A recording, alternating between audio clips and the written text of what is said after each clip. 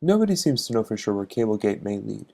As media speculates on the future of the WikiLeaks case, I thought it would be appropriate to ask the opinion of an attorney with experience in dealing with complex international affairs.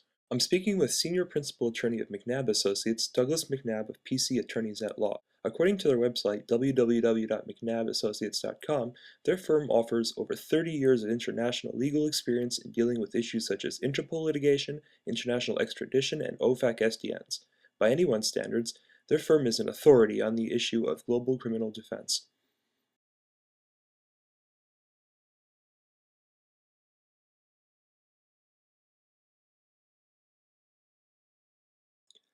Mr. McNabb, I'd like to focus on a former affiliate of WikiLeaks who claims to have had no involvement in releasing U.S. State Department cables, but has had previous affiliation with the group in another project.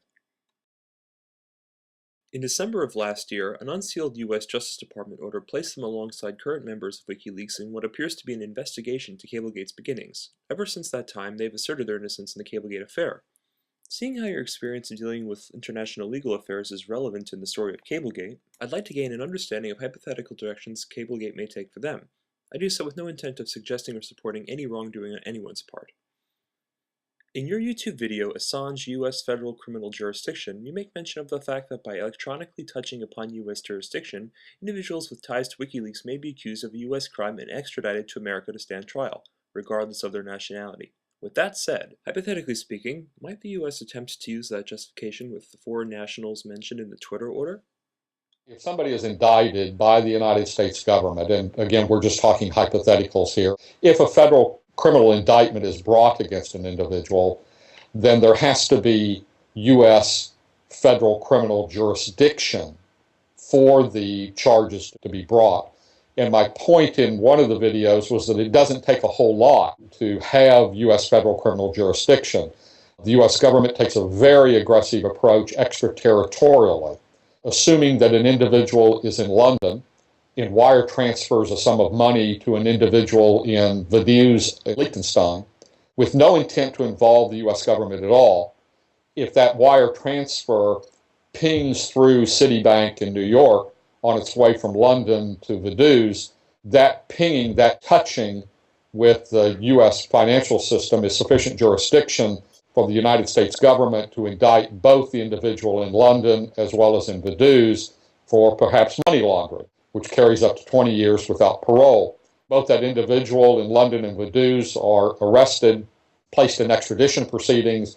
If they were both to lose, they would be sitting at the same defense table in Manhattan facing money laundering charges up to 20 years. Whether it's a pinging through the financial system, my example, Citibank, an email, a telephone call, an internet connection, some touching with the U.S. jurisdiction would be sufficient for federal criminal jurisdiction to follow. But what if one of the people charged with this is an elected official in a foreign country relevant to the story, for example, Iceland? As it follows, does obtaining diplomatic immunity prevent the measures you just detailed to being used? Well, my understanding of the diplomatic immunity is that one has immunity for acts covered while they are diplomats.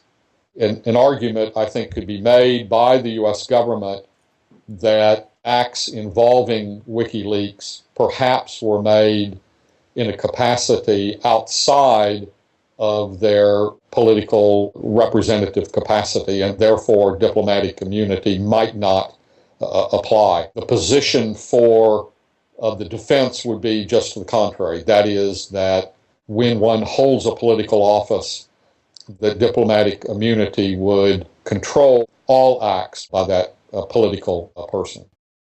I have learned that the January 6, 1902 extradition treaty, as well as its later supplements forming the conventions between the U.S. and Denmark, then representing Iceland, are recognized by both countries and currently in effect. According to Article 5 of the 1902 treaty, quote, "Neither of the contracting parties shall be bound to deliver up its own citizens, born or naturalized, under the stipulations of this convention," unquote. But would honoring this treaty undermine usage of the existing United States Code on Espionage? No, I don't think so. There is a bilateral treaty, of course, between Iceland and the United States, a very old treaty, and then there's a supplement to that treaty as well. And both Iceland and the United States consider that treaty and supplement to be in force between the two countries. The section that you refer to, the operative word is shall. That is, Iceland or the United States is not required to transfer, to extradite a national. That doesn't mean that they couldn't if they didn't want to. Iceland is not bound to extradite a national. They can if they want to, or they don't have to if they don't want to. But it's not mandatory that a national not be extradited to the requesting country, in our example, to the United States. So it isn't totally prohibitive. The countries are free to do that if they want to. If it were found that a treaty undermines an attempt to seek a prosecution of WikiLeaks, can the U.S. government unilaterally declare it void? No. The treaty is between two states, and the treaty is binding. And the U.S. Department of Justice cannot, as part of a federal criminal prosecution, seek to invalidate the treaty between the two states. Understood. The Constitution states that treaties require the executive branch as well as, I believe, 3/4 of the Senate in order to pass. Here's a section of the Constitution that we were talking about. It's been marked at the bottom of the page.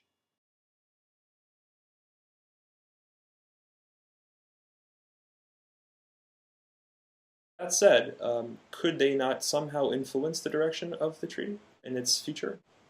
The treaty is passed. The treaty is in force between the two countries, and the treaty stands as the law. Now, could the U.S. Congress, not the Department of Justice, which is part of the executive branch, could Congress go in and seek to terminate the contract, the treaty between the two countries? They certainly could do that. But do I see the Department of Justice, do I see the U.S. prosecutors doing that? No. I don't think that that's a realistic version of what potentially they could do. Does the Congress have, in recent history, perhaps in the last 10 years, any experience with revoking or making void treaties with foreign countries? Not that I know of at all, no.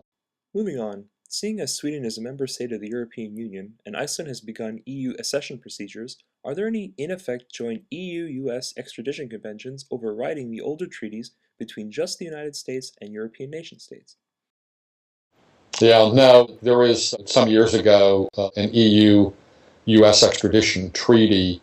That treaty has not been acted upon. So there is no EU-US extradition treaty in place. And so from an extradition point of view, you would look to the individual bilateral and perhaps multilateral conventions between U.S. and the individual EU countries. Thanks for watching this extended segment. Stay tuned to Christopher C. throughout the week to see how this story develops.